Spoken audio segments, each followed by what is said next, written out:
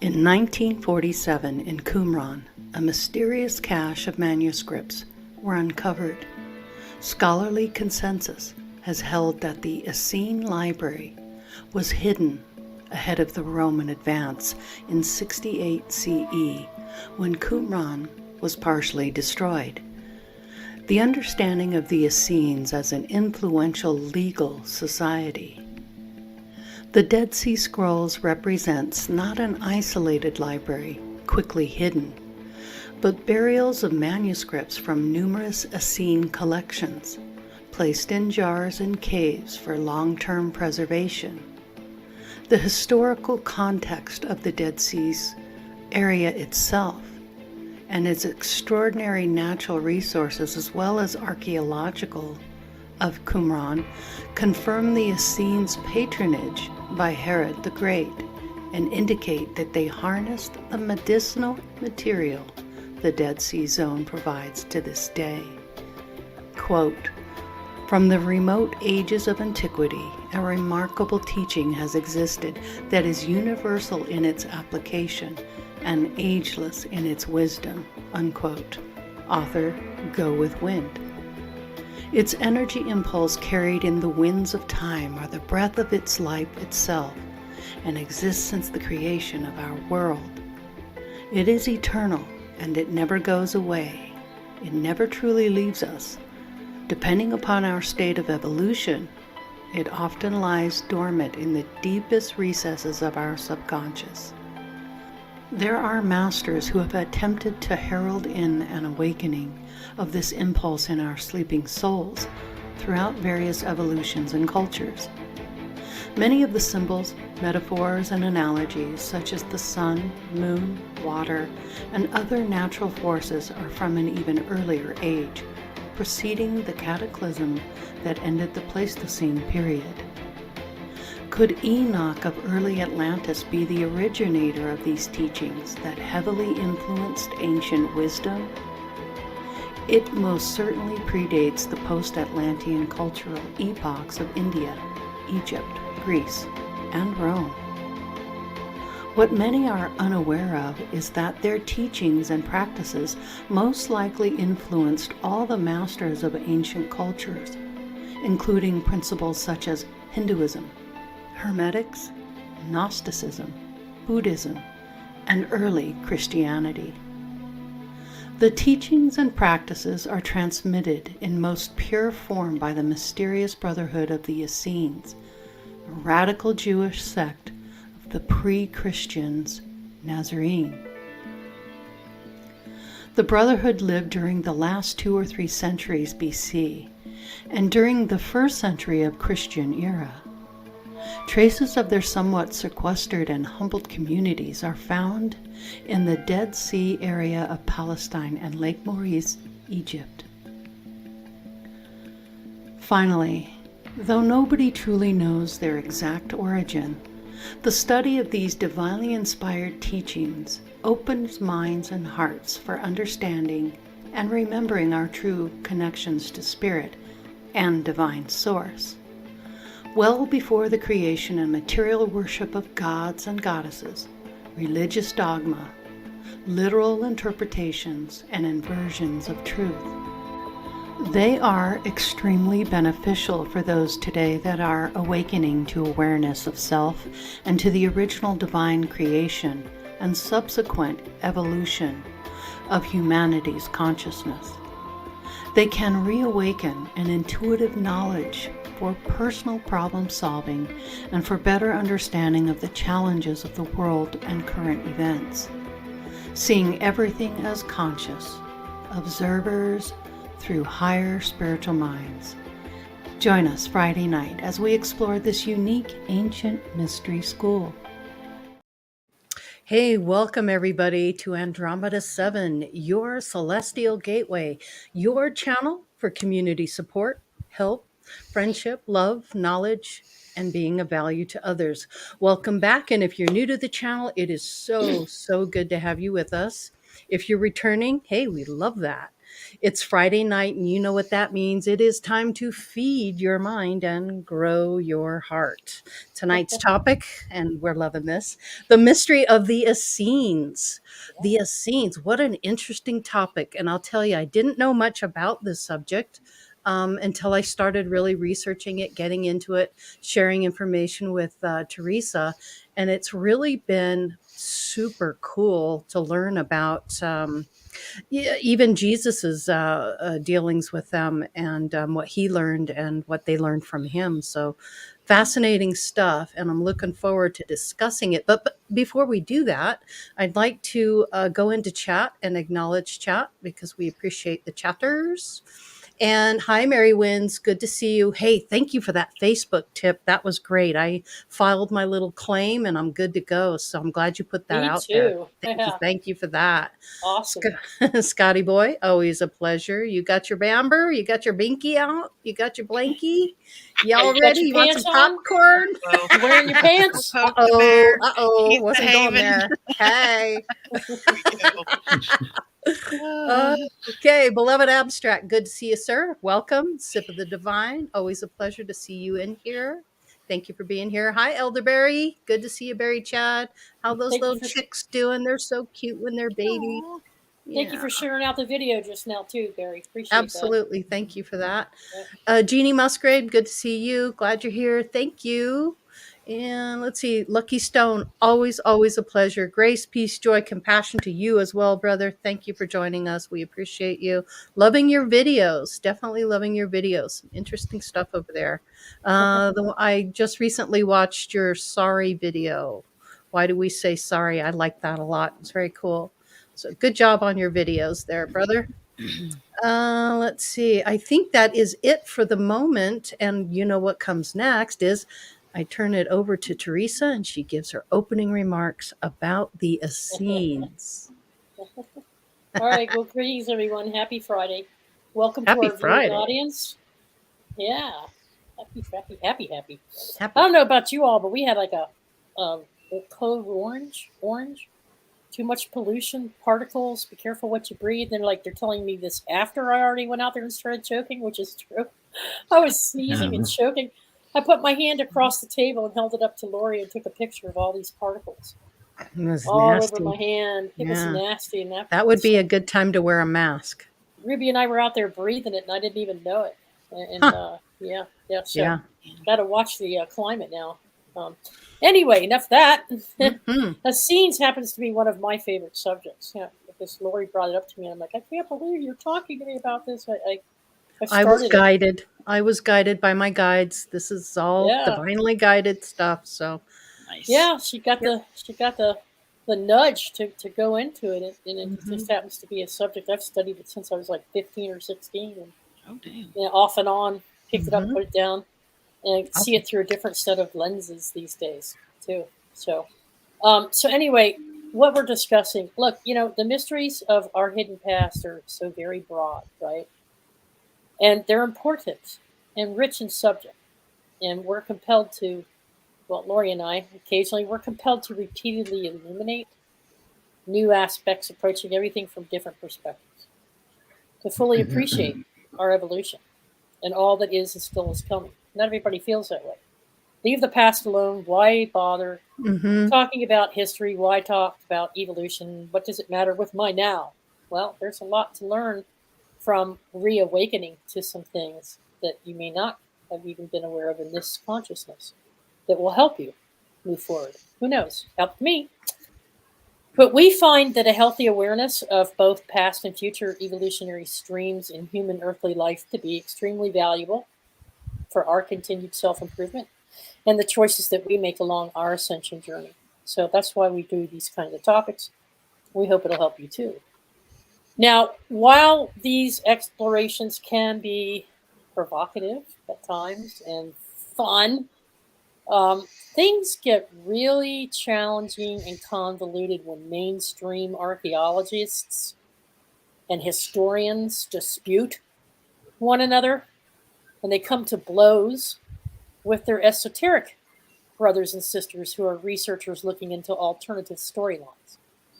And they're often relying upon anecdotal experiences to fill in those missing gaps due to a lack of tangible evidence from the archaeologists and from the regular traditional history and research, geology, and all the sciences.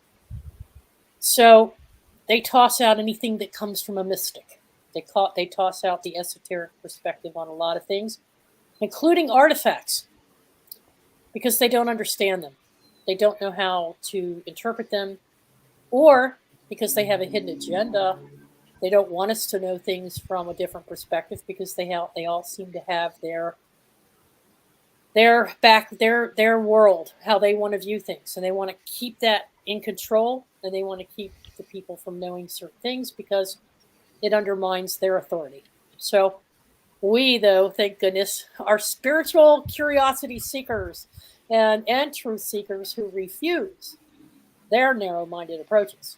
So even the thinking of the earliest human beings was dreamlike and imaginative because they knew how to tap in.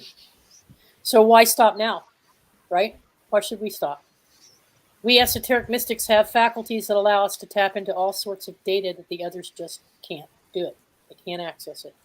They can't stay open-minded to it or accept it.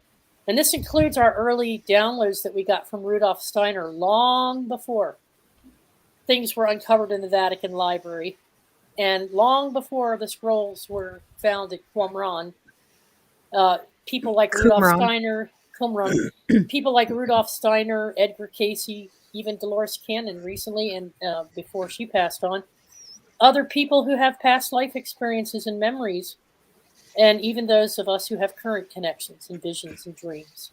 All that anecdotal information helps fill it in.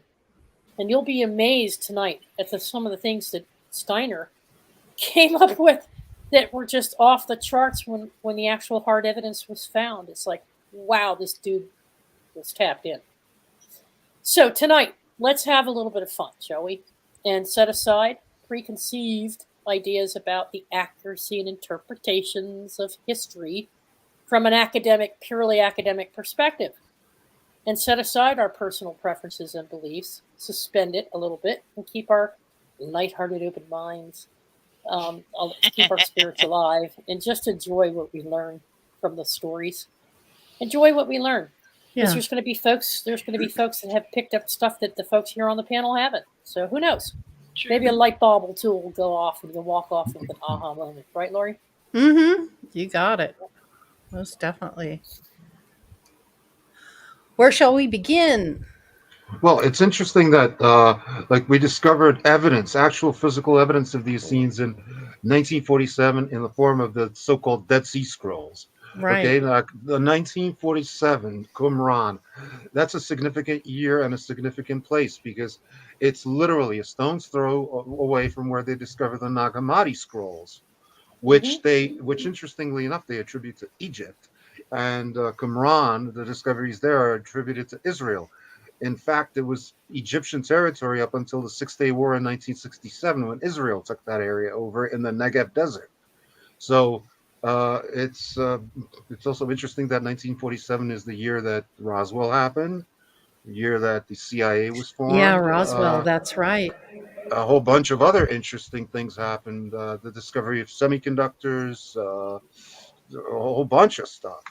You know, it wasn't just the discovery of the Dead Sea Scrolls, but that in and of itself is like an anomaly. Why? Because that's the first instance where they found like what you would consider to be the first edition of the Bible in its original form. Yeah. In its unedited, raw form, where, you know, since the Dead Sea Scrolls and since that writing, it's been edited and recanonized. And by canonized, it means like, okay, somebody picked and chose which books or which manuscripts would be included.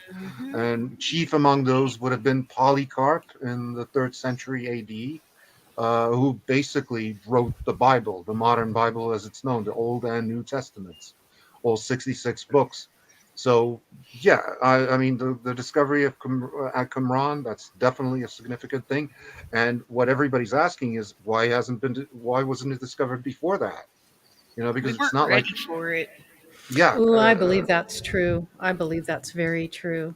Yeah. And it was so the information is so intense and precise. I mean, the Romans were pressing down on that area and they were taking it over, and they had to get that really important information, and all they had were the scrolls and those jars, and suddenly they got to scramble to keep that information all to put together.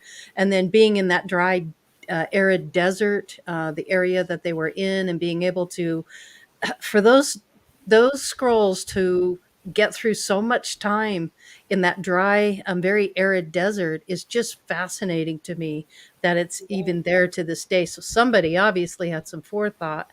But my suspicion is that the Essenes were very spiritually connected to the divine as well.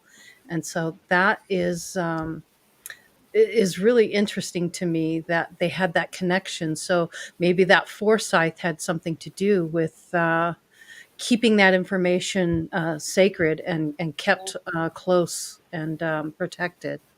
Well, the other question is, why would the Romans care? Why would the Romans want to take over like a barren piece of desert? Because What made Romans them? do what they do, and they don't want you to do what you're doing, and they don't want you to have those freedoms. And can you imagine, these Essenes have been living a certain way for so long, and then the Romans come in and want to take over everything, and here you are with your whole way of life changing. You know, Yeah, they were like threatened almost like by a the dictatorship. they were threatened by the following that these different break off groups and sects had with the populace, and they wanted to control the populace. They basically wanted to Yeah. enslave them. And Well, that wasn't the main goal of like these takeovers was taxation. Well, I'm not money, an money, apologist. money. It's all Sure, about the money. I'm not an Yeah, apologist for Rome or Romanism in any yeah, way. Mhm. But Mhm. most of the conquered countries or conquered peoples didn't really have a big problem with it. They did have a problem with the taxation aspect of it, but the ones who gave them the most problems were the Israelis, actually, the Israelites, because of religious reasons. Because when the Romans would take over any people, they would naturally recognize their gods as their own gods. They would add them to the pantheon, except that the Israelites weren't cool with that, because they were like, well, our God is the only God, and therefore, right. he can't be put up there with all those other gods like Jupiter, Apollo, Osiris, or whatever. They took offense at that, and they also took offense at sending 10% of their money overseas, as Yeah, Um, taxation. Max Vision remote viewing class. Hi, Max. Good to have you with us. Thanks hey for Yeah. being Max. here. Oh, yeah. There were taxes collected from the offering.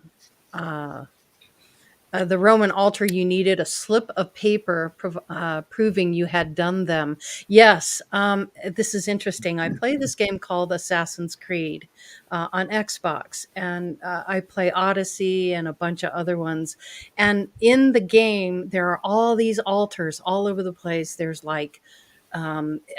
animal offerings, there's money, there's flowers, there's food, there's all kinds of stuff. Anything of value they brought, they would make these offerings, and it's quite interesting to see the history in a game like that. But yes, I know exactly what you're talking about. I've actually seen that displayed Hmm. on that game.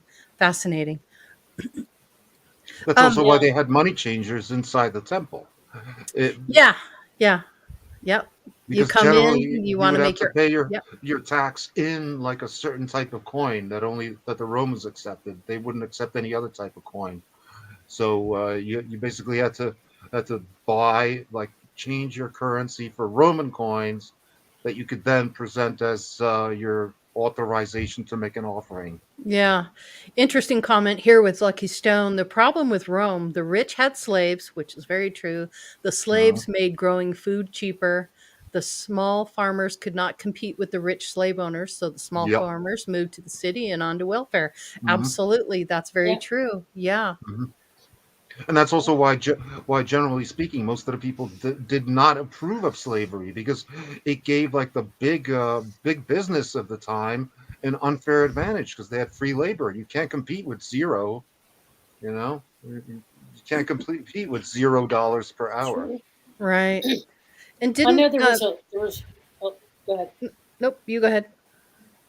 I know that there was, in addition to some of the politics that were going on there, there was also their own inner church politics, if you will, the split between the different priestly classes, and the people felt the reason there were so many different cults is because the people felt that the Pharisees got in too much control, too much power.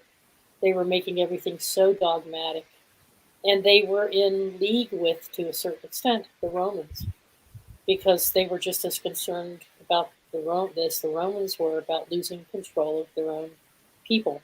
Yeah. And so, but the peoples were waking up. And what I find interesting about this whole society, mark me if I'm wrong, if you don't see this the way I do, but it seems like in every major civilization, in addition to those different impulses we talked about with Atlantis, but in every civilization, there's a time of revelation. There's a time of awakening to truths. And so, just as we're finding out the truths about our institutions and our religious institutions and what they're doing behind the scenes, Mhm. these people were keenly aware of that too in their time. And so, Well, and then there's always a master or a group of teachers with these different groups of more spiritually developed people that come in and try to help shift everyone's consciousness to get ready, to get prepared, to bring them up out of that influence and to bring them sure. into a new enlightenment. So you get revelation and enlightenment in every period. You know? Mm-hmm. Sure. That's E.G. Bach. definitely true. But it was unique in Israeli society for one particular reason, because it was a theocracy. If I were to put it in modern terms, the government of Israel consisted of the what they call the Sanhedrin, and the Sanhedrin had like a Senate and a House of Representatives. The Senate was like the Mhm. Sadducees, and the House of Representatives were like the Pharisees. These were Tell it. priestly Tell classes. Yeah. it. And so when the Romans took over, you could consider that to be like a state government. When the Romans took over, that would be like a federal government over Yeah. that. Mhm. So that would be the analogy to modern times. So Hmm. because it was a unique state, because it was a unique situation where you had like the priests in charge of the whole country, which Yeah. no other country next to them had that. They had like a secular king, or in Egypt you had like a pharaoh, which was like an emperor. Mhm. So Yeah. that's the key difference there. That's Yeah. why religion was so important to them, because the religious authorities governed the country. Right. They had all the Yeah. control. Yeah. Yeah. They crushed them.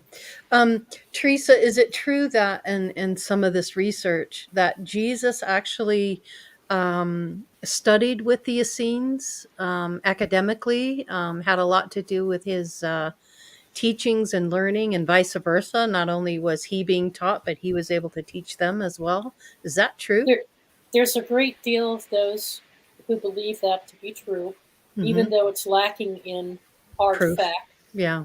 Yeah, and a lot of that is anecdotal, but you can't ignore the patterns.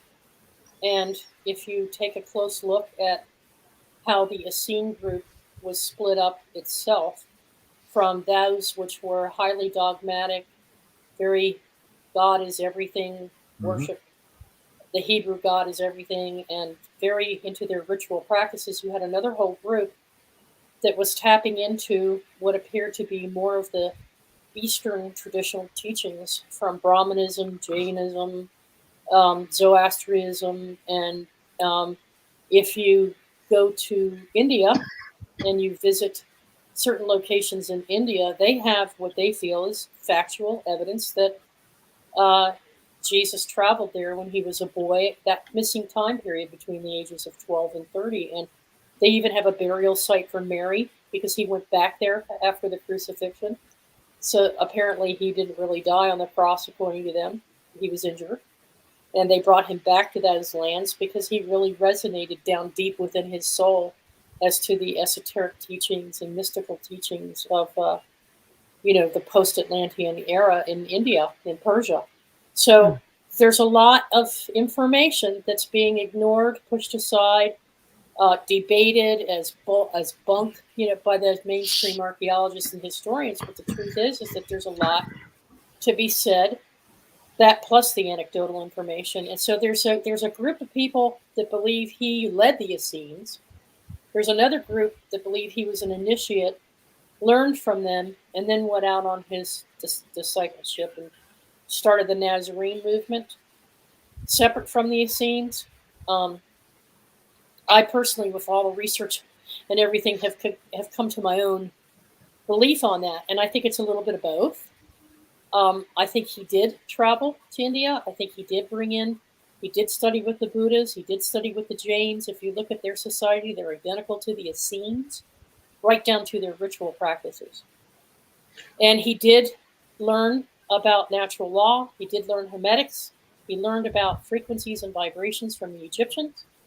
He brought back that knowledge, that hidden secret knowledge that they really felt the reason they hid it was because the mainstream Judean Jews wouldn't accept it at all, and neither would a lot of the others. So from a political and religious system, they had to do it behind closed doors to remember. Sure. But I think what he did is he brought back a resurgence of it, if you will, because the first Essenes, when you look at their scripts, it looks like, and from if you go back to the historians like Josephus and Pliny and all those, they knew about the Essenes. So the Essenes were around a long time before Jesus, this is true, but they were very dogmatic in some of their practices, but some of them had influence probably when the Jews were taken into Babylon. They learned some of these other beliefs and brought them back with them, but they didn't know how to put them into practice, or they had forgotten a lot of it. And so what he did, in my opinion, is what Jesus did, is he brought it back again with a new fire, fired them up. And that caused a division between two Essene groups, one which was very, very closed and didn't want other people from the outside in, and the other was very open and promoted women. And they spread and created different schools all over that area. No. See, the main yeah, there were two female leaders of the Essenes, and they but that wasn't the main practicing natural law. Sure, they were practicing natural law, and so when Jesus no problem came with along, that. He was like, "Okay, let's keep that ball moving." Sure, and no so problem with that. He was keeping that moving, and so he created from them. He created offshoots, and that's why he sent his disciples out. Right? Okay. See, the main reason why we know so little about them is because they didn't even know that much about them when they were around, these Essenes. And they were generally not liked by Israeli society. Why? Because Israeli society was basically capitalistic, and these Essenes were basically communists. Community oriented. Not just community oriented, they were downright communists. So they had like equality of income, equality of everything, to the extreme. And a lot of people didn't appreciate that, especially the capitalistic Jews. And especially the rich and well off and rich. Slave owners. Yeah. And if you notice, like a lot of the subsequent secret societies after them were also communistic, like the Knights Hospitalier, the Templars. They were communists, even though they practiced the banking and international banking and commerce and stuff like that. But in order to join them, you have to give them all your stuff, all your gold, and if you were to inherit anything. Later on in the Middle Ages, you mean during the Middle Ages? Yeah, all the subsequent ones. Yeah, even though like the Knights Hospitalier originated in like the 4th, 5th century Common Era, but no, basically they practiced full-blown communism. Communism without the hammer and the sickle. And it was revived during the Renaissance in modern Europe in the city of Tabor in Czech Republic. And it was a city that was founded by the Hussites, where to enter the city and to live there, you had to like give them all your stuff. And if you had any kind of inheritance, you had to like sign it over to them. And then you could live there like free and clear, but everybody had to work. Where, That's a lot of people... perspective. a lot of people think that this died out, but it didn't. And the Yeah. flag of the city of Tabor is the diagonal red and black flag that Antifa uses to this very day. That is Yeah. the flag of Antifa. Yeah. So you know Well, the yeah, origins that's of that. interesting that you're seeing a connection between modern day communism and Yeah. what they were starting to practice in the Essene Oh culture. yeah. And the main division was those that believed in contact in what we would call today as mysticism. They Hmm. believed in contacting spirits, contacting energies and frequencies. They were seeing things from a different consciousness. The other group of Essenes were still seeing the controller, creator God that you had to bow down and worship, and Hmm. and then within both those groups, they were they were they were looking for a zealot. They were looking for a leader. They called it the Messiah, and they were looking for people who were infused with God's strength and courage that would step up and implement their, if you want to call them, their communist-like practices and go against Roman law and even their own Jewish law. And Sure. so Yeah. Jesus fell into the camp of, I'm here to turn the tables, and I'm going to tell you not what the Old Testament says, but what the new way of thinking should be. And then the other group was still practicing, but being very, they were kind of secluding themselves and cutting themselves off. But I Sure. never made that connection between communism and, Of yeah, course. the communal style life for one Then thing. Yeah, that's Interesting. pretty who cool, else would Dalbert. make that? That's Who cool. else would make that connection except somebody who was born in a Well, communist of course, country? yeah, because you Yeah. see that True. That's You out of true. see that it. perspective. Yeah, Yeah. And that's neat. it's of course the teachings of Jesus, whoever he was, and if he even existed, would have gone against mainstream Judaism because he opposed things like uh, well, he didn't exactly oppose usury, and usury or the collection of interest, that is one of the bases of capitalism. You Hmm. know, he Hmm. actually endorsed it in the parable of the talents, where a rich man gives the talents to three of his assistants, and one of them buries the talents, and he's the cursed one or whatever. So in effect, Yeah. he actually endorsed capitalistic Judaism at the expense of Essenian Judaism. So Hmm. I really don't see any connection between what Christ was teaching and the Essenes themselves. Oh, really? Okay, so Mhm. what you have to do is, well, not have to, but when one takes a look at the Gospel of Peace and one takes a look at the Beatitudes and the Sermon on the Mount, the things that, if you understand that he was using language from their perception of they have to think of everything in terms of father, mother, Hmm. okay? So when he's talking about father, mother, if you read very closely what he's saying and you look for the esoteric meaning, everything is metaphor. And so what he's trying to do is take their way of thinking of things and changing it from a dogmatic perspective and a personification of these energies into a philosophy or a belief that comes from the heart in its center space of love from within. So when you read his Beatitudes, if you can step out of that box of, oh, he's just a God worshiper, and look at what he's really saying with these, and Yeah, I could parts later of we can them. go over. Yeah, Yeah, parts of them are so definitely, like blessed are the poor, for they shall inherit the earth, and all. yeah, there's different Yeah. ones, and a lot of it goes back to natural law Hmm. that comes through the ages and shows up in every major movement like Jainism, Zoroastrianism, Brahmanism. And so there's these fundamental, beautiful truths that he's trying to bring in his Sermon on the Mount is just one of them. The Gospel of Peace is another. That's why the Vatican hit it. Or the That's why the saying about the Vatican, rich man going through the eye of a needle. yeah. And the other was Mhm.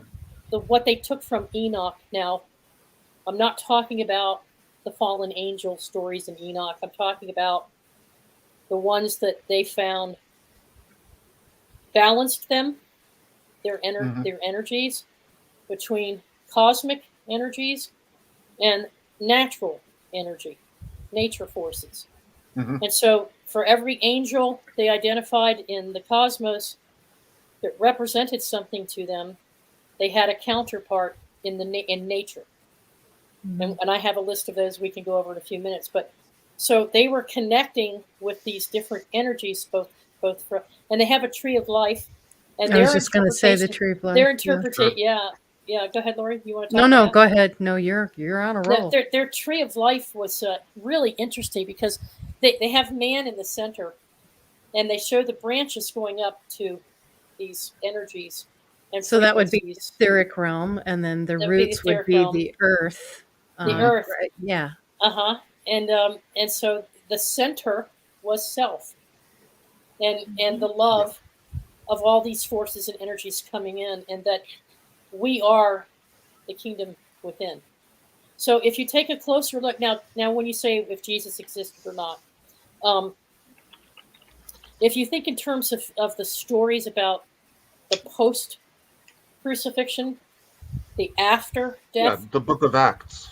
all these stories that Hmm. were hijacked by Roman Christians Hmm. had nothing to do with the message of the Nazarenes, of Jesus, the rabbi, the teacher of the Nazarenes, who was affiliated with the Essenes. But what it does is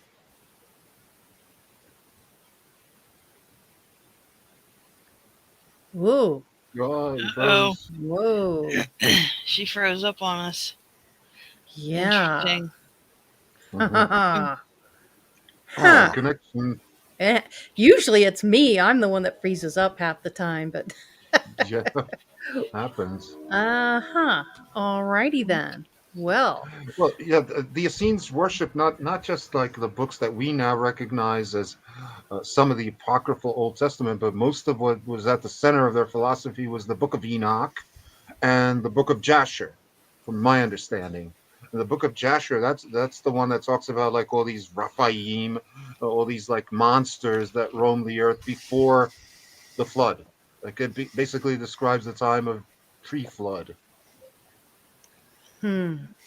Um, is it true that well, if Jesus was around in those times and he was studying with them, I heard something about Jesus's body being taken by the Essenes. Well, that's And difficult to say because I they were at know, their but it's they were at their fascinating. Go ahead. yeah, they were at their height in like the 5th century BC.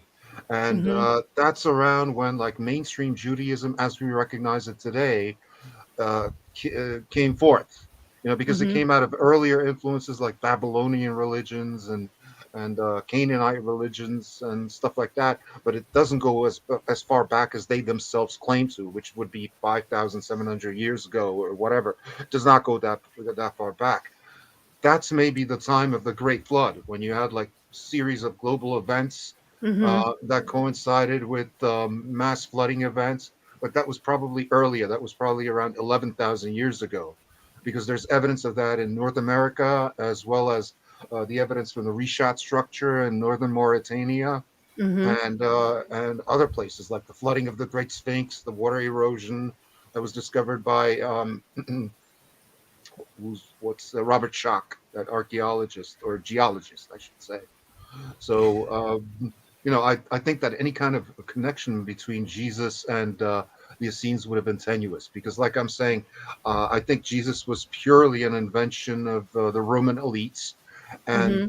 it was a story designed to keep the Israelites in line because they made it seem like, okay, this guy was a Jew just like you, and he did all these things and he stood for all these things, and you got to believe in him, you know. Yeah. So Right. it was a way to subjugate their most problematic province at that time because they really didn't want to be under Roman rule. So, Teresa, I'm curious about the a little bit of the brief history on that. Um, was it the scrolls with Rudolph Steiner, that codices versus oh, scrolls? that was so cool. Yeah. Um, What can you speak he about was. that?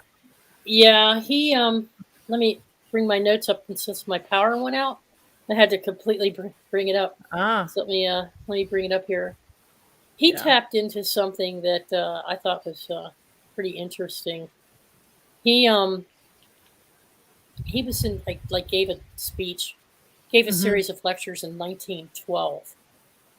And he had been studying what he knew about the Essene culture and some of the Jains in India, and making those connections. And there was very little documentation or citing or evidence that was actually something you could put in your hands and read, like the scrolls.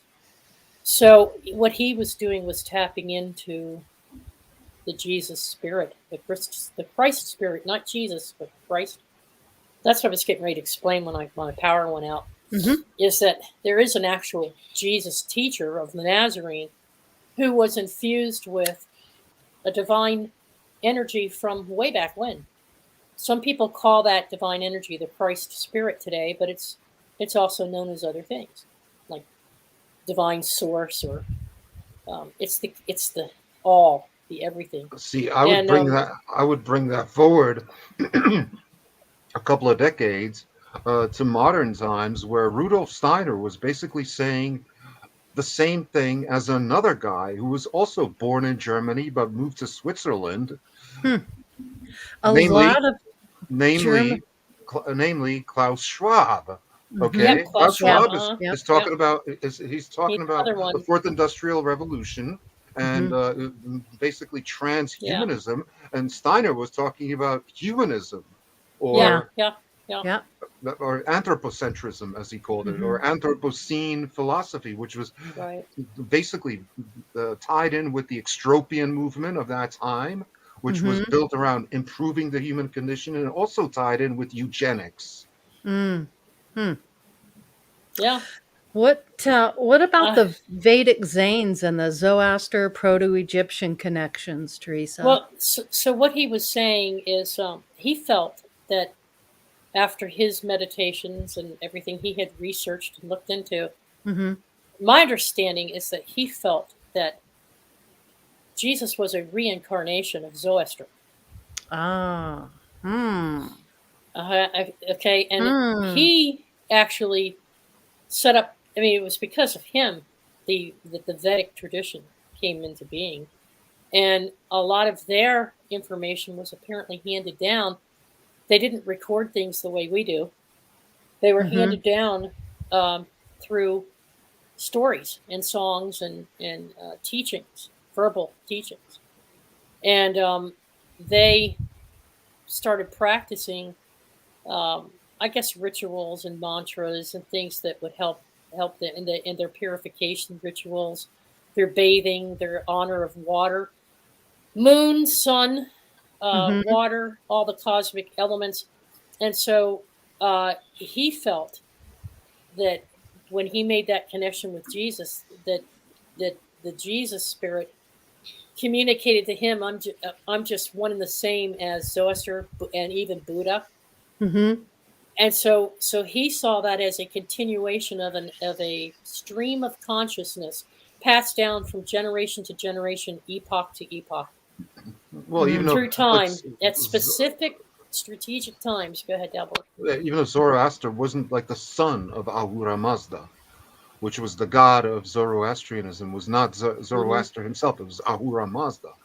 And now, if you look at the depictions of Ahura Mazda, he's walking in the air in like that X-wing configuration, stylized X-wing configuration. You see that exact same depiction of Horus in the ancient Egyptian temples, which means that that's the tie-in. And we know that the Sumerians and the Egyptians were definitely linked, because just the fact that the ancient Egyptians had a word for Gobekli Tepe, which was Get Betkai, that says everything. That tells you everything. Now, from the Sumerian culture, though, they were about as far away from spirit as one can get. They were so deeply into the materialism. We eat, sleep, and drink everything God. These people didn't have jobs like you and I have. They lived and existed to serve the gods. And so they would get up in the morning, and before they ate, they would feed the gods. Everything they did all day long until from sunrise to sundown was about appeasing these multiple different gods who created all kinds of dilemmas in their lives, because while you're trying to please these two over here, the other two are getting pissed at you. So which God do you appease the most today? And so that was their big concern. That was their major, and that created a lot of tension, a lot of wars between them. But so they kind of like, there was this period between the ones that go back some 7,000 years ago in India to the pre-Egyptian civilization, which the Sumerians come in, where they just fell so far out of the spiritual connection that they were just all about that. And then they started getting that back when Brahmanism came into play, and then you had some of your more updated Vedic practices, and then you start seeing a lot of comparisons between what they were practicing and teaching with what the Essenes were practicing and teaching. And that's what Rudolph Steiner tapped into before we uncovered they discovered the fact the that the scrolls. Vatican, the Vatican stuff happened in 15 years after. It was in the 20s, in the 1920s. Some people spilled the beans that the Catholic Church had been holding on to this documentation, which was mainly the gospel of peace, and Steiner had tapped into that document somehow and was describing it. Without any. Yeah, and either he like got it intuitively somehow, or more than likely he was a member of a secret society that was all over that already. Because, like, from my understanding, Steiner died way before the Dead Sea Scrolls were even discovered. He died. He was tapped in, and he was psychic. He did have psychic ability, so no doubt he was tapped into spirit. Yeah, it was like some 35, 40 years after his death that the Dead Sea Scrolls were uncovered. And you have to understand, the Dead Sea Scrolls aren't like a textbook where you have page 1, page 2, page 3. They're little teeny pieces of parchment that were busted apart, and you have to piece them together like a puzzle to make any sense out of them.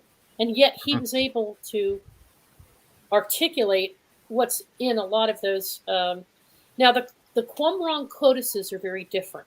They were found 3 years later. They date back to a time that's almost post-crucifixion. They don't go back as far in time as the Dead Sea Scrolls are believed to be. They do go back to the Indian and Egyptian civilizations and the beginning of Greek and Roman. The Gnosticism was fairly new for them in that day. And they had a very heavily that's the thing. Coptic... The Gnostic scrolls were discovered in Nag Hammadi, which was like literally next to Qumran. Well, but they discovered it in the same year, 1947. They were just right. The revelation came to us. In other words, folks, there's different perspectives out there, but both of them have elements. One is more nature-oriented. The other is more cosmic-oriented. One is more devoted to Sophia. Sophianic myth. Yeah, and then the other one is more Christos. But they're counterparts of one another, but they're very different in not only their culture that they were created in, but also the way in which people thought.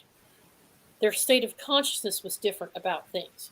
Well, but the Gnostics were definitely anti-hierarchy. They were anti-patriarchy. They were anti-matriarchy even, you could say.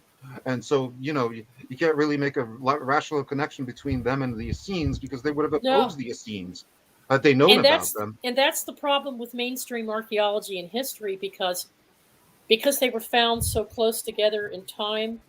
They were looking at it with two sets of very narrow lenses. The first set was just how did the people in the Middle East feel, in this area of the region feel about things. And the second piece was what's more Jewish and what's more Christian.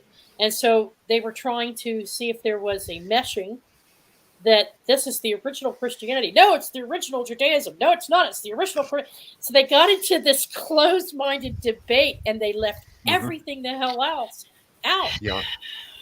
Yeah. Okay. They just left. It's also made complicated by the fact that some of the Old Testament writings are actually more recent than some of the New Testament writings, which are provably more ancient than some of the Old Yeah. Testament stuff that's been Yeah. discovered archaeologically.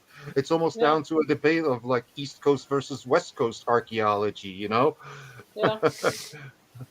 Hmm. Well, Lori, So did you want to look at either one of those? Did you want to look at the Buddha tree of life, or did you want to look at the Enochian influence in terms of their connection with spirit?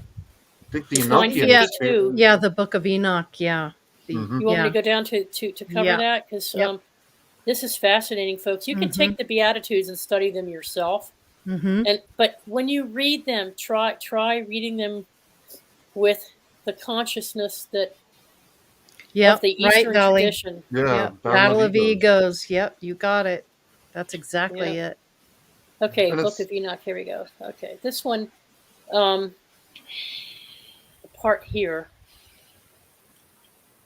Okay, let me scroll down here. That's Sermon on the Mount. Let me get past the Beatitudes and get down it here. also boils down to like the logistical problem with archaeology itself. The epistemological problem is that we'll never know what the oldest anything is, because Mm-hmm. every couple of years they come out with, oh, this is the oldest known human bone or the oldest known. Well, how do you know it's the oldest? Just because it's the Yeah, oldest yeah, one you found yeah. so Yeah. far? Right. Have you So, searched so I, everywhere? so let me. I did start with a couple of the Beatitudes because they lead into the Enochian. So hang Okay. on a second. Yep. Okay, this one in particular. Hang on, folks. Okay. Love for enemies. Okay, here we go. Let's get up here. Get up here. All right, salted. Now, this is all part of the Beatitude discussion he was having. He started out with this one. Well, he didn't start out with it, but here's how you read this. You are the salt of the earth. But if the salt loses its saltiness, how can it be made salty again? It is no longer good for anything except to be thrown out and trampled underfoot. Hmm. What did he really mean when he was telling them this? When he was telling them they are the salt of the earth. Maybe In it's a today's reference to modern the day, Dead Sea. the Say Dead that Sea. again, Dalibor. Maybe it's a reference to the Dead Sea, which is a salty inland sea. It's Mm-hmm. got a higher concentration of salt than the sea does. And that's also the source of Dead Sea salt, which is one of the most highly concentrated source Mm-hmm. materials for ormus. Mm-hmm. Yeah, right. That's Let's right. think about this. See? Okay, so keep that in mind.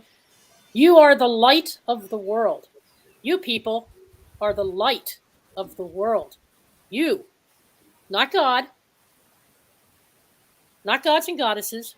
You are the light of the world. A town built on a hill cannot be hidden. What's another word for the light of the world? How about Lucifer? Oh, shining one. I don't think he's Ah, calling them. shiny Yeah. one. Well, Oh, maybe it's yeah. I know what it is. It's that UFO up there shining down their blasting rays. I mean, what Could be. you go inside and see the esoteric spiritual meaning of what he's saying is you are the creation. You Mhm. are you are the earth. You are the light in this world. Your Yeah. divinity. Yeah. That's what he's really trying to teach there. Here's another one: the fulfillment of law. Okay.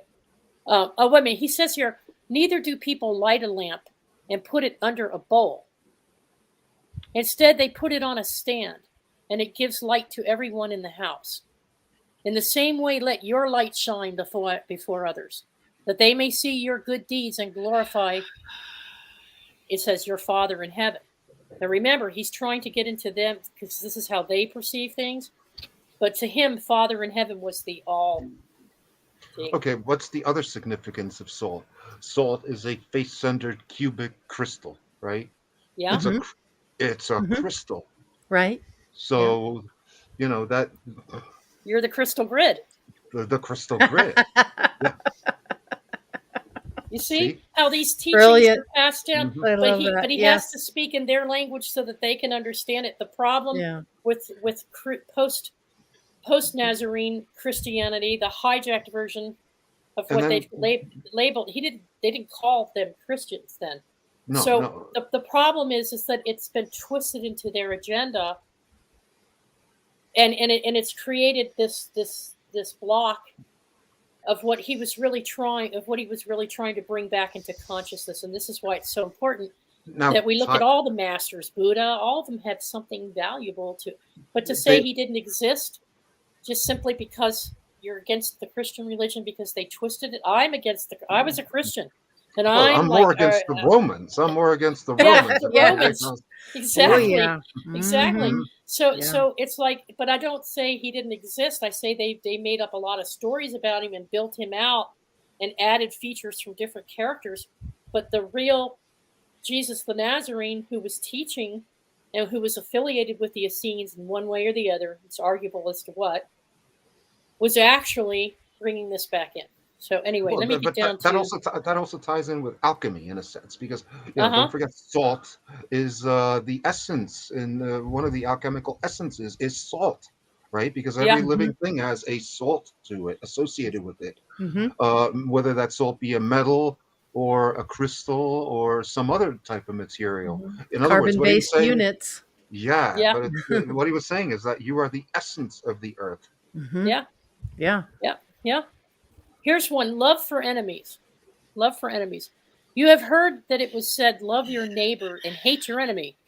But I tell you, love your enemies and pray for those who persecute you, that you may be children of heaven. Okay? What do we tell people all the time in this community when people are attacking you, or when we try to look for what? Compassion. We try to we send them love bombs. Yeah, but we send them also, good intents, right? Notice that he didn't outright say love your enemies. He only said pray for them. Set your intents that they are taken care of and their needs are met. He goes on here. This causes the sun to rise on the evil, over and on the evil. It shines light in the darkness and the good, and sends rain on the righteous and the unrighteous. Water sends rain, cleansing. It's a cleansing. In other words, you've gone through something with somebody and you feel like they've attacked you, but you learned something from it, didn't you? It may have taught you, it may have cleansed you of something. And what I mean by cleanse is taking you through a self-examination. Everything he's doing here is okay. So anyway, let me go back down to I can see that. The angels. So take your time and look through them. It's not that you have to believe in Christianity. It's the message that goes down from generation to generation and epoch to epoch, spoken in different ways through Buddha, through Zoroaster. So it's not that it's a God. It's the ability to find that God. Sure, there's always like within, good things that you can follow, like love your neighbor as yourself. That's a good thing to follow, definitely. All right, here's a manifestation. Ask, seek, and knock. Ask, and it will be given to you. Seek, and you will find. Knock, and the door will be opened to you. For everyone who asks receives. The one who seeks finds. And to the one who knocks, the door will be opened. What's your translation on that, Lori? I think that's the connection to the divine, actually, asking and receiving help from the divine, and you can't get the help unless you ask for it. So you got to knock on the door of the divine. You got to seek the information and be open to it in order to utilize that energy. I would add to that and say, yes, that's true. But see, a lot of people live unfulfilled lives because they simply spend their lives planning, like, oh, when I retire, I'm going to do this. I'm going to one day, someday, or whatever. And they wind up doing nothing, just like dreaming about stuff. And what he's basically saying, don't dream about anything. Just go out and do it. Yeah. Okay. Which of you, if your son asks for bread, will give him a stone? Or if he asks for a fish, will give him a snake? If you then, though you have some evil thoughts in you or some not so good thoughts in you, know how to give good gifts to your children, how much more will the power that be, or the powers of the universal, right? How much will they give good things to those who ask? So in everything, do unto others what you would have them do to you, for this sums up the law. Yeah, 100%. Yeah, Be the frequency you wish to receive. exactly. It's Yeah, simple. It really Okay. is. yeah. Okay. Mhm. So anyway, and he goes on with false prophets, teachers, and whatever. But when you get down to Enoch and what the Essenes were doing with Enoch, here we go. Let's see. Right. The Essene tree of life and angelic connections. Okay, so man has appeared to realize as far back as records exist that he was surrounded by invisible forces. Mhm. In culture after culture of the past, he's used a certain symbolism to express his relationship to those forces in the midst of which he moves. So this mystical symbol, which has been embedded in almost all religions and occult teachings, it's called the Tree of Life. And in the outer legend and inner wisdom, man's deepest intuitions have been focused about it. You'll find it in every religious practice. There's some tree of life knowledge, right? Mhm. It was Mhm. considered by Zoroaster as the law itself and was the center of his philosophy and way of thinking. In the hidden teachings of Moses, the Essene book of Genesis, it was the tree of knowledge. In the Garden of Eden, it was also the tree of knowledge guarded by angels. The Essenes called it, of course, their tree of life. So to the earlier concepts, the tree that the Essenes added elements to this tree that you don't find in some of these others. And they added angelology. The science of the angels was brought forth by the Essenes at their brotherhood in Palestine. So their angels were considered the forces of the universe, these energies that they were tapping into. It was known by many of the ancient peoples that these invisible forces were a source of energy and power. Who did the Atlanteans tap into? Right? And that man's life was sustained by contact with them. They knew that to the degree man was able to utilize these forces, he would move forward in his individual evolution in body and spirit. As he put himself in harmony with them, his life would prosper. So certain of the people not only knew of those forces, but had specific methods of contacting and utilizing them, right? So in Mhm. many lands, these forces were considered to be of two kinds: good and evil, and eternally opposed to each other. So Positive and Zoroaster, negative. positive and negative. Mhm. Mhm. Uh-huh. Now, see, Like, the question I would have is, okay, in the pre-Adamic Book of Adam and Eve, or the one that talks about Lilith, all the things that happened before Genesis, he talks uh-huh. about two trees. There's the tree of knowledge and the tree of life, right? Yeah. And Yeah. they're not Mm. just metaphorical trees; they were physical trees. And in the Genesis version, Eve makes Adam eat of the tree of knowledge, right? Not the tree of life, the tree of knowledge. So, Yep. now granted, these can both be interpreted metaphorically, because one is a system of organizing the relationship between different forces or different virtues, like the Kabbalah. But Mm-hmm. Mm-hmm. it could also be interpreted symbolically and anthropomorphically as angelology, like you were talking about just now. Yeah. Well, even the Toltecs in Mexico, in Central America, Sure. had a world picture. They had a picture of the world in which the good forces were called the Army of Quetzalcoatl. Am I saying that right? That came later, because we The know Army of almost nothing Quetzalcoatl, about. and then they We had the know plumed serpent. They had the plumed serpent, that was and Quetzalcoatl. the evil forces were the Army of Tetza. Say that again. I don't know how you could get those names out off your tongue like that. Anyway, the The jaguar, Quetzalcoatl. bilingual. the dude that looked like a jaguar, right? Mhm. So these two armies were shown. They were shown in the Toltec pictographs Yes, that's as true. as Yeah. as being in conflict with each other. Oh, you're This talking Mhm. were, about you're talking about Shakmul, where they discovered like a statue of Shakmul with the yeah, Sphinx logo on his uh-huh, head. yeah. Yeah, that's So also you very look at weird. that and you go, oh my God, they're talking about the same thing. They're just different flavors of the same message, the same teaching. So Hmm. anyway, so the Essene tree of life represented 14 positive forces, Lori. 14. 7 Mhm. of them were heavenly and cosmic, and the tree was pictured as having 7 roots as well. Mhm. And those were reaching down into earth, and those were symbolizing relationship to earth. So you had earth and heaven relationship, but they're not positive and negative. They're all positive. They're just a different type of relationship. That's which one Mhm. Yeah. you have, Oh right? yeah. Oh yeah.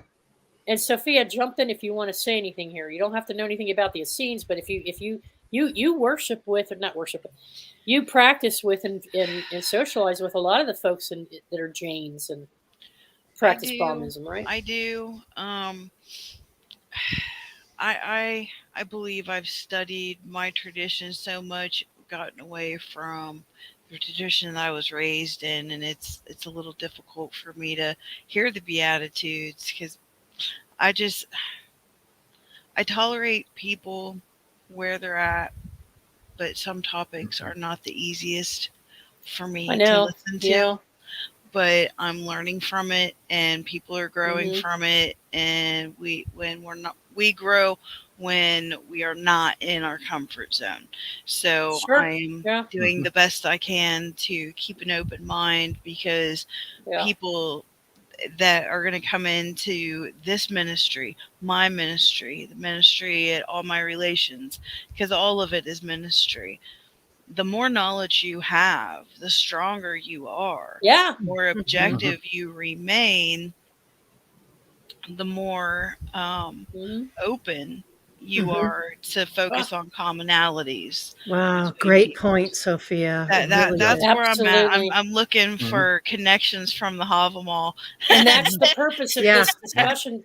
That's actually Wow. the purpose of this discussion tonight. Yes, spot on. Um, Mhm. that you're spot on because,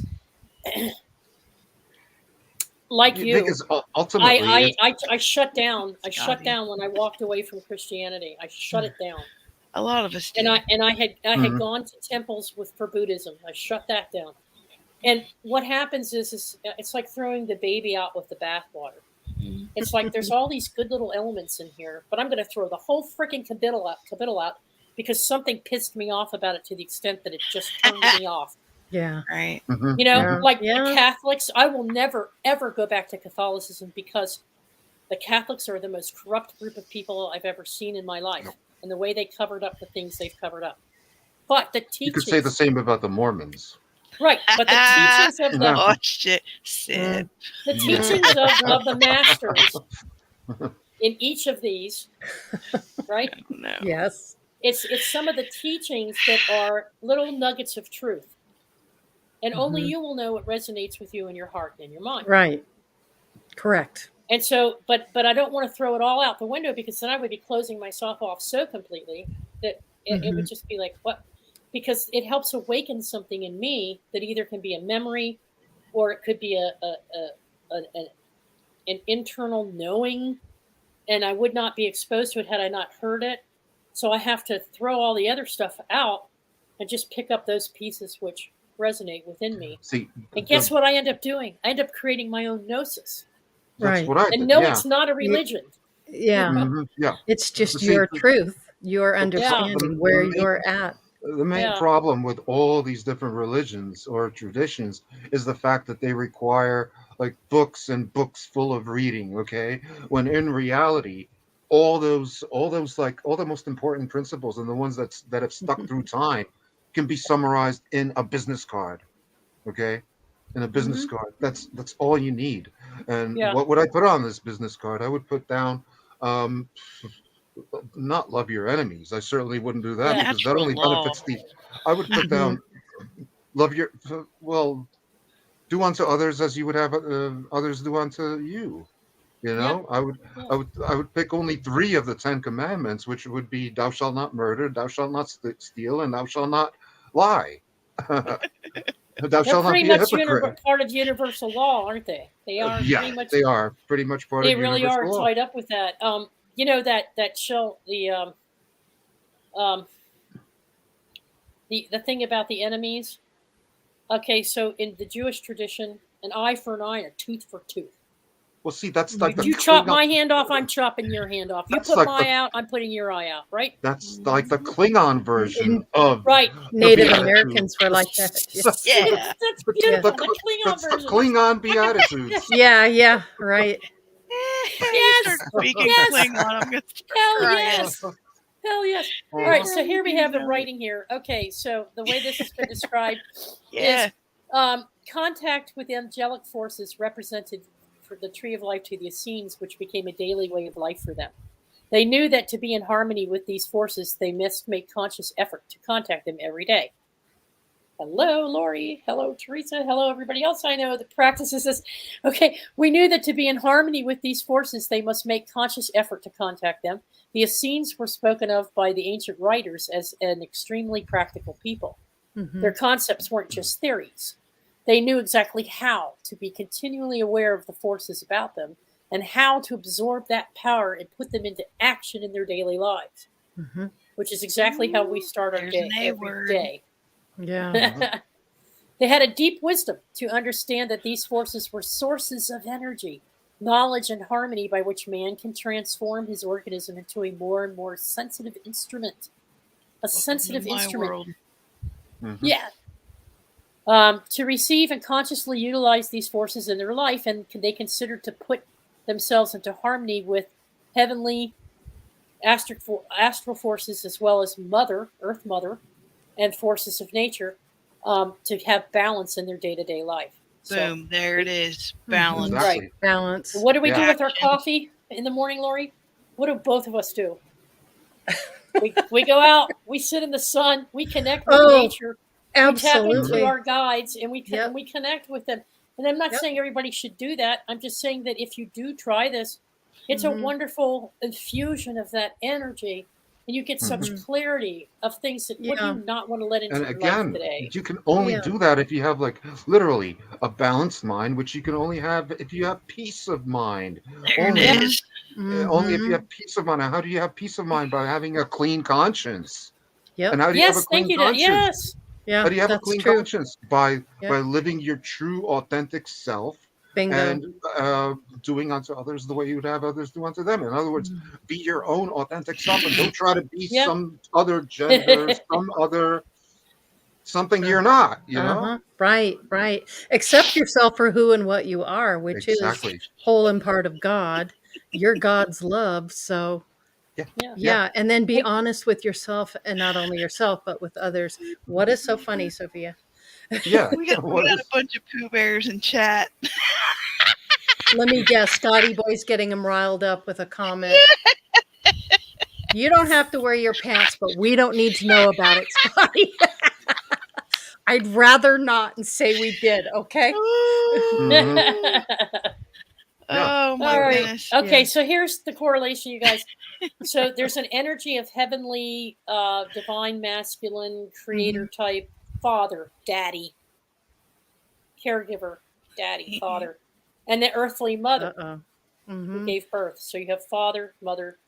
So there's an angel of father, mother is earth. Angel Mhm. of eternal life is Mhm. on the cosmic level, whereas you have the angel over earth, the earthly angel and the cosmic, eternal life. The angel of creative work, the angel of creative work, and the angel of life. So creative work is on the cosmic level, life is here down here on the earthly Mhm. realm. The Mhm. angel of peace, peace from all around you, and the angel of joy Yeah. in the earthly realm. So you have that joy and peace come together. Then there's the angel of Joy power. gods, Sophia. Joy gods. Yeah, Yeah. Sure. the angel of let's see, angel of power and angel Uh-huh. of sun, the angel of the sun. So you Mhm. have the power and the sun. Isn't it interesting that they put the sun in the earthly element? When you refer to angels, I in my mind, I think of it as a frequency, a Yes, specific an frequency, energy frequency. and Mhm. not, something that's out there flying around with wings Right. and No. anointing Mhm. you and all of that kind Yeah. of hoopla, Yeah. because I don't have any Yeah. And religious they didn't see him with little anything. wings either. That came along in Yeah, but Renaissance it's a period. frequency. Yeah. Yes, a trusted frequency. Once you've earned their trust and they've earned Right. yours. Mhm. There's an Yeah. angel of love, cosmic love, and the angel of water, the earthly element of water, love and water. Yeah, I Mother, would father, correlate the love. angels with like virtues, and demons would be like vices. You know, Yeah, those are just Yeah, personified that's versions that's of a good way to those. put it. Yep, that's a really good way to put it. Yeah. yeah, Yeah. yeah. I think there's Let's an angel see. that protects us from our own stupidity. Yeah. I'm about to come up. See, one of my. Is that the Dumb or Dumber Dumb and Oh, angel? hang Dumber. on, hang on. Okay, let's see.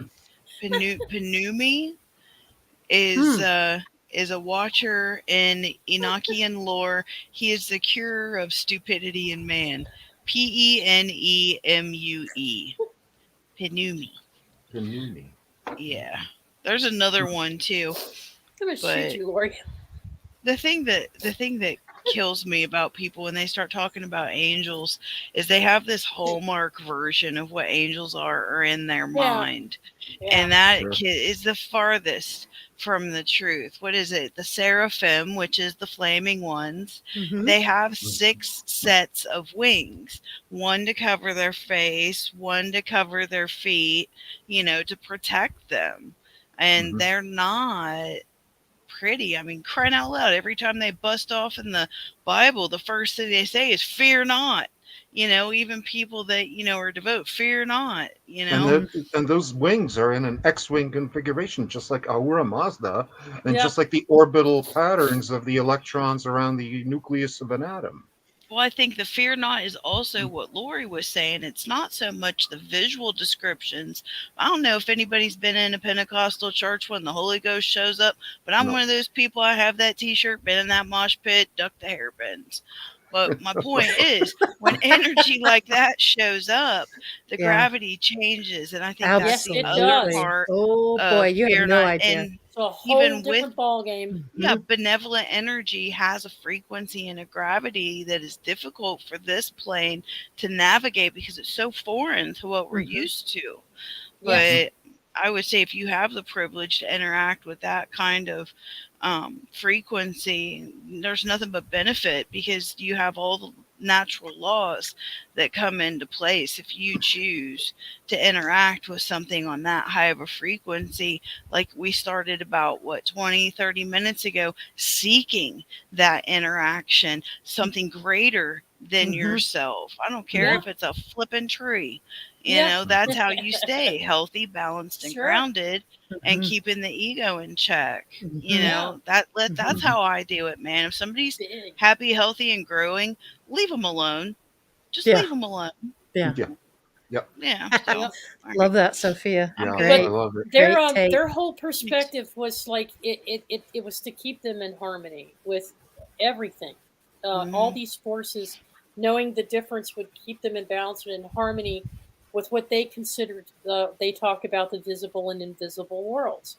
The book that Brian Barnett asked us to start reading, which we did. We did Mhm. 2 or 3 shows about the visible and invisible worlds of God. Mhm. Yep. Is because he himself saw the necessary balance between these different forces in both nature and the cosmic level. So anyway, Oh this my is God. what the Essenes were learning. This is what they were I teaching. you Mosh got to check pit, out this. Yeah, mosh Steve. pit. Yeah. Mosh pit is a good way to describe a Pentecostal church service. I I always found mean, it so Yeah, entertaining. yeah, yeah, Wow. yeah. Mhm. I it's was fine definitely an for a while. experience. I mean, I was with them for, I guess, 5 years, and I had the time of my life and a great sense of community. And I helped the Yes. kids. I helped the kids with their church theatrical productions. I was in the choir ministry, and I did cooking. We did parties and catering. My friend Kathy and I, and just had a wonderful time with these folks, and seeing them get the spirit going. It moves in there. But I myself personally, um, I became really freaked out when they would come to me like they had all this power in Wait, do them. they play with serpents and scorpions and stuff? No, no, Some but Okay. do. not the Yeah, some do. Yeah. Pentecostals, Ooh. not the ones I was That's with what I anyway. thought. But Getting to the they Okay. West came up and Virginia, y'all. they would Oh. come up and they would say that I want to zap you in Appalachia. the spirit. I want to zap you in the Holy Spirit. I go, you want to do what? I want to Huh? zap you in the Holy Spirit. And they Are go, you on my forehead. And they zap me. And they go, you're blessed and you're zapped in the head. And I'm like, get off of me. Slain in the Is spirit. this serious? Yes. I don't have any religious doctrination at Yes. all. They Zero, would touch zip, me and they go, nada. you are free because think I we've was touched you. You're baptized in a free. And I'd be church like, once. are you kidding me? Mhm. Well, okay, so You know, that's so I an couldn't deal with illustration it. of what I don't. When people Yeah. approach you and you're like, "Hey, I'm going to do this," it's different if you're going and asking for that type of interaction. Yeah. So, I mean, that's ethics. Okay, Sure. people, I don't care Yeah. what school, mystery school, seminar you go to. Right. Okay, that is Yep. not okay. What they did to you, Teresa. What I want to bring up, though, as far as the enthusiastic Christians, if you will, I would say I am further down the road in my metaphysical walk because I spent time with them and I was able to achieve an ecstatic state. You know, drumming, you can do that, but there's different Yeah. ways to do it. Mhm. So, but it's definitely what was it? Scotty said something about how does he pull energy, or he's been all over the place. Love you, brother. But I would say, I am energy. Feel free to place it where you need it. oh, that's not the one I was talking about. Oh, But okay. I would say being just as connected to the terrestrial, the Mother Earth energy as you are to the celestial energy, because like we've said repeatedly, it's about balance. Grounded, centered, balanced, shielded. You know, if you're tapped into Mother Earth, we are walking Earth. We were created to have that kind of energetic interaction. And that goes back to the religious experiences or whatever you want to call it. When you allow yourself to get into a headspace, it has healing effects. When the meditation situation, healing effects, just not giving our bodies a break from the drug of stress. Yeah. But see, Yeah, there's that's the cheese at see cracker. that's the problem with when any religion goes from being a religion to going into big religion. Just like you got big business versus business, and seeking to impose its own Isn't worldview. religion a business anyway? To a degree, it is. Yeah, But it's when run. they They run it strive like a to business. They when sure they do. strive to impose their will on other people, that's the Yeah. same thing as like some metalhead like cranking his metal music down the streets Easy, in his car. Delbor, metal music. Delbor, make a contribution. You know, you can pray your mother into heaven if you would give me a donation for the Sacred Heart of Jesus community. How do And they you can have pray the her. end? You can pray her into heaven if you give me $25. I'll pray you into heaven, brother. Yeah. I know. Mm-hmm. That's the whole Wow. business aspect of it. Yes, no doubt about it. Well, Okay, listen, so you here's guys. one last thought from Okay, Rudolph. one last thought, and one then last thought from Rudolph Steiner. Okay. Okay, all right. He wrote that there was an Essene community in Nazareth, and actually, I don't know if this was Casey. This may have been Casey. I'm sorry. Okay, Edgar Casey. There was an Essene community, yes, Mhm. in Nazareth, made possible by a donation. So the order was known to Jesus. The order, the brotherhood. As the order's center, they were aware of the wisdom which Jesus' soul possessed, Zoroastrian and so forth, especially among the most important members. They had what we can call a prophetic view, that a Messiah must come into the world. Therefore, they were on the lookout for especially gifted people. They were deeply impressed when they learned about Jesus of Nazareth.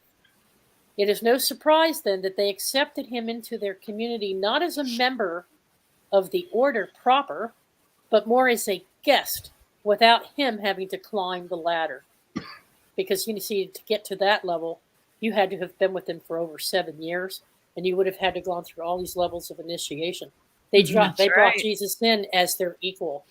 Yeah. And then, he turned it in. He turned it in not as he turned them into schools. That's why they're the mystery schools. He believed that the temple, we are the temple, and so the Essenes did too. That group of Essenes, we are the temple. We'll bring the temple to the people. We bring ourselves to others. We don't go to a temple to worship. In the process, they've also profanicized a lot of this stuff. You know, even Freemasonry has done this to a degree. Yeah, which is one of the yeah, most sure. popular ones. Where nowadays you don't even have to go through all the 3 degrees. Nowadays you just do like a symbolic thing where one guy out of the whole group does it for everybody else.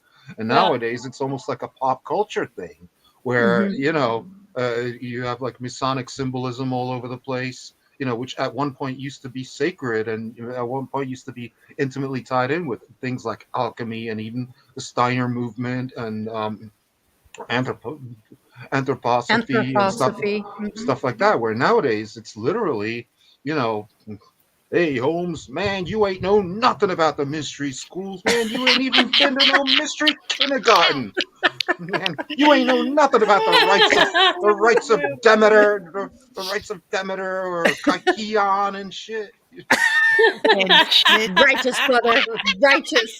Righteous. Right on. Yeah. Such a bad influence. Genau. Genau.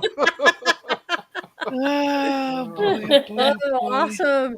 Okay, guys, got to keep us on track. Teresa, Yep, we're yes, coming ma'am. to the end. Yes, ma'am. I know you want to talk about actually a show that you and Dalibor, Karen, and others are involved in, and that's Max Vision. Max Yeah. Vision, yeah. Marsha. And Marsha Price, I'm Marsha. sorry. Yes, correct. Marsha. Called Digging Deeper. And Yes, it's up and running now. She's got it running on the Awesome. website. Yes. There it is. So there's the So website. go to Queen of Quartz Crystal Network. Lori's showing you the Mhm. Crystal Network, Yeah, and there's here the panel. we are. Here's the panel.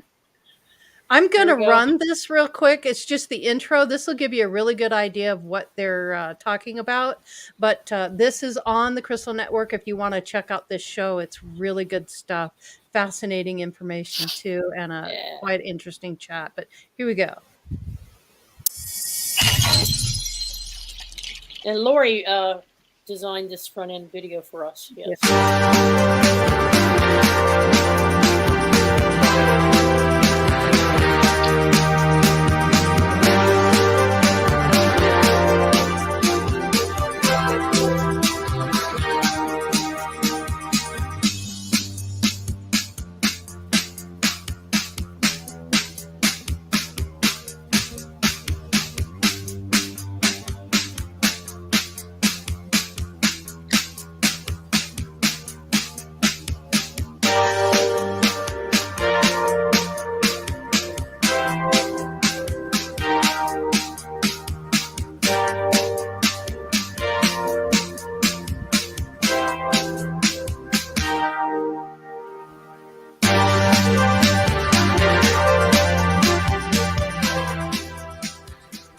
So yeah, you can go there, go to the website, check it out. Here it is, Transhumanism, Synthetic Biology, series parts 1 and 2. And you can view this and check it all out. If you go to the actual page where they have Go to the webpage. you'll see the video, the very first video for the first episode. There you go. And you can leave comments or questions, but definitely, guys, give it a look. Check it out. It's very That's interesting. a good one. Yep. It's a great discussion. Marsha Price worked her butt off getting all this material together over the past, year or so. Yeah. She's pulled it all together and brought us a lot of information. Dalibor, Max, Karen, we all weighed in on it. And there's just a lot going on to be aware of, and but not be afraid of, but to be aware of. And it's also intimately tied in with current events of today. Yeah. Yes, Excellent. Absolutely. So, thank you. Things you we go to can't the talk- home screen, click on the Digging Deeper, okay? Things And that'll we take you can't right to it. things we can't necessarily talk about here. Yeah, Yes. it's uncensored, and it's Mhm. This is Yep. the first episode. There's going to be 2 more on this particular subject, and we thank Max Vision Remote Viewing for being the host and using his StreamYard server to let everybody come in and do this on the weekend. And what we spent a couple hours with him, and he recorded it for us, and then Dalibor downloaded it, and gave it to Karen for the website. So we're all pitching in and doing different parts of it, but it's a very good discussion, and it just gets deep into some of the science behind what's going on. So Yeah. Mhm. You want to talk about a little bit about next week's show, or do you want to? Okay, sure. go for Why it. not? Let's do it real quick, and then Queen Sophia Oh, stop it. Mhm. Crap at the shop. The Queen princess. Sophia, Mhm. she has enticed one of her other fellow Camp Chesterfield persons to come on back with Terry, Rev Terry, Yes. and Rev Nice. Charles and Rev Terry will be here with us to give They're us an inside funny. look at a modern day mystery school. A school not Yeah. unlike the Essenes, actually. Mhm.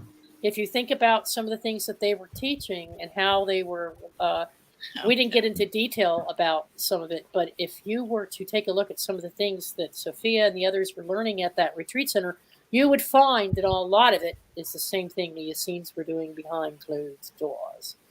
So we're going to have an inside look at a modern day mystery school, are we not? Mhm. Yes, we're going to. So that'll be fun. yay. And that is Camp Chesterfield in Mm-hmm. Indiana. Yep. Mhm. So this is going to be an exciting show for next week. So I'm looking forward They're to going to give us putting some this together. insight, right? Right, Yep. Sophia? You were hoping he would bring a historical perspective to the discussion. Yeah, I think that the modern history of spiritualism, how it started, what we're all about, what we have to offer, why we're here, is it good for camp, and how things evolve over time. It's I was harassed every day for 6 weeks by my guides. Group participation is to happen now. I was not looking for this when spirit was harassing me. And that They're started, relentless, aren't they? I just, it's like, where's the mute button? Change the channel or something. But Mhm. yeah, You just March do it of, to appease them to get them off your back, right? well, I figure what's the worst thing they can lose? And you can only Mhm. get, in my opinion, my humble opinion, I think you can only get so far as a soul practitioner. Because if thoughts are things, okay, Mhm. energy follows thought, you have the same people in the same space thinking the same thing. Yeah. That's volume, not Mhm. strength. Mhm. So while people can stand alone and do amazing and wonderful things, and experience spirit on different levels, when it becomes a group or a seance situation, yeah, that's a different creature. Mhm. Mhm. Yeah. Fascinating. Should be very interesting. Yes, no doubt about it. I'm looking Yeah, we're forward looking to it. forward to it. Yep. I'll And, be at camp tomorrow. Neener, Yay. neener, nanner, neener. nanner, nanner. Yep. Yeah, I hope you have Yeah. a great weekend Yeah. there. I Yeah. hope you're enjoying yourself there. Thanks. That's awesome. And So I don't learning a know lot. if Max has a show tonight. Pay attention in the chat room. I don't know if he said anything about it, Max. Usually Typically does he on a Friday or does. So Saturday yeah, night. Yeah. well, go over there and check out his channel anyway. Yep, it's good stuff. I see Robert V is here, so he's Hi, probably Robert got V. Good to see you. Yep. Yeah. Hi, Robert. Awesome. Hey. Yeah. Cool. Okay. All Well, right. Any final thoughts? Oh, I'm sorry. Grandpa Brian. Any thoughts? he's been taking it all Yes. in and giving it the energy. I'm like, oh He my just doesn't- goodness. He just doesn't. Yeah. He's like the fly on the wall right now. Yeah. What's your thoughts on the Essene scene? Yeah, Yeah. he's on a bit of a delay. It seems like the foundation of their religion is basically like all other religions. There's a fundamental foundation where it all started. I wonder how all this religion got its foundation. Matter of fact, where did religion come from? And when Uh-huh. did religion start? I mean, if you take the evolution of how Darwin says, at what stage through evolution did we discover religion? Mm-hmm. And see, that's the thing. Every single society and civilization on Earth, no matter how Yeah, primitive, fascinating. I've has a learned lot religion. tonight. Yeah. I keep coming back to the fact that it's when we first took on human form and we started interacting. And I mean, we took on other forms too. Well, see, I mean, the I have thing memories is, of taking on forms that weren't human, but animals were in don't have religion. minerals. Yeah. How do you know? You don't know that. Yeah, we don't. We can only. You we can don't only know. yeah, we don't know. But I Yes. remember running with a Yeah. pack of dolphins. I have those memories. And so we bonded together and we believed in helping people. No, they're a very Whales- social group. They're mammals and they're Whales are very highly knowledgeable. intelligent. Yeah, they're highly The whale, intelligent yeah. beings. Yeah. So you don't know. Mhm. But the thing is that when we started getting more and more developed and started using things and become more aware of each other and interacting with each other, I think that's when we started creating a reason for something. Why does the Yep. sun shine? Look, it makes things grow. We worship you. Mhm. Why is it raining? Oh, it's raining. Look, without rain, the plants die and we don't get any food. But when it rains, we get food. God, we worship you. We do happy Mhm. dance. And so we started taking all the elements from nature first Mm-hmm. and personified them into gods and goddesses. And so we created, just as we created us, we created the concept of religion. Mm-hmm. Because why else? In other words, I'm going to be appeased. I want to please whatever the force is that's creating this positive result. So I'm going to feed it. Mhm. But they Yeah, didn't you know, know like what we know now in terms of how to use logic with that. It was all yeah, based on emotion, was it not? even though some of these gods were actual real people that came from a different realm, like Yahweh. He was definitely like a mean mofo who made a deal with a particular group of people. The mean So Yeah. mofo. Fascinating. Well, we could Who's go a on all mofo with night, a but UFO? yeah, guess what? a Guess mofo what, and a kids? UFO. Yeah, Column A yeah, and B. Elo M. yeah. Let's go Yeah. down that rabbit hole. Elohim is Uh-huh. Yeah, plural really. Thank you, masculine. Yeah. Sophia. Mm. Hmm. All Yep. All righty. right, guys. Well, on that note, anything else, Teresa? No, ma'am. All righty then. We're All good. right. Well, thank you everybody for watching. We sure enjoy being here and spending some time with you. Please like, subscribe, and share. We really appreciate that. So it supports the algorithm. You know how that works. But we appreciate it greatly. And we're looking forward to next week's show. So watch for the trailer. Yeah. And that'll give you a good indication of what's going on. And I just want to thank everybody on the panel, Teresa, Sophia, Dalibor, Grandpa Brian. Yeah. Thank you so much for being here, and lots of good luck on that new show for you guys. I know you guys put your heart and soul into that, so that's a wonderful Mhm. thing. So fantastic. So enjoy your weekend, everybody, and peace and love to all. Peace out. Yeah. Much love, everybody.